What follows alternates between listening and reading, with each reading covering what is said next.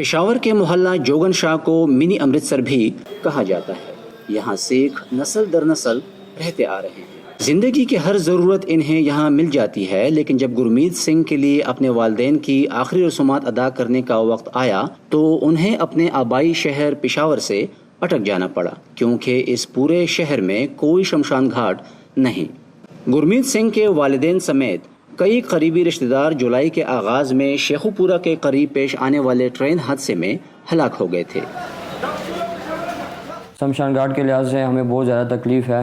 اسی دن جہاں ہمارا یہ واقعہ ہوا تھا تقریباً ہمارے پاس کوئی 20 تک ایمبولینس تھے، اس کے علاوہ 200-250 تک ہمارے پاس گاڑیاں تھیں۔ خدا نہ کرے کوئی بھی ناخوشگوار واقعہ اس میں سامنے آ سکتا تھا۔ شمشان گھاٹ کا ہمارا یہاں پہ پشاور میں بہت لازمی ہے اور بہت ہماری ضرورت ہے۔ پاکستان میں سکھوں کی کل تعداد تقریباً 55,000 ہے۔ ان میں 35,000 صوبہ خیبر پختونخوا میں آباد ہیں۔ صوبے کے دیگر حصوں میں شمشان گھاٹ کی سہولت موجود ہے، لیکن سکھ کمیونٹی کی دیرینہ خواہش کے باوجود پشاور میں اس کا انتظام اب تک نہیں ہو سکا۔ صوبائی حکومت کے مطابق اس کی وجہ مذہبی تفریق نہیں ہے۔ لوگوں میں اور کمیونٹی میں کوئی تضاد نہیں ہے۔ اب بات آتی ہے زمین پرچیز کا، جیسے میں نے پہلے بتا دیا، یہاں پہ ریٹ کا ایشو آتا ہے۔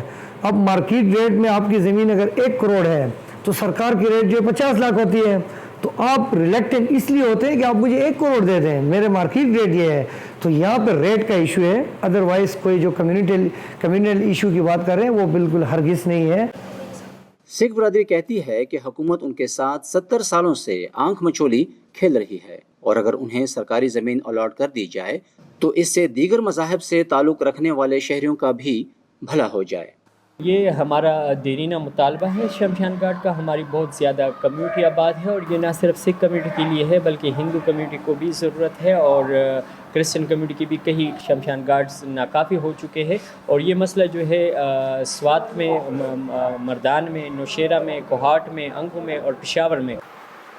منی امرتسر کے رہائشیوں کا کہنا ہے کہ حکومت کا بھارت کے سکھ یاتریوں کے لیے کرتارپور داری کھولنا ایک خوشائند عمل ہے، لیکن اس کے ساتھ ساتھ اسے اپنے سکھ شہریوں کی ایک بنیادی ضرورت پر بھی توجہ دینی چاہیے۔ نظر الاسلام، وائس آف امریکہ، پشاور۔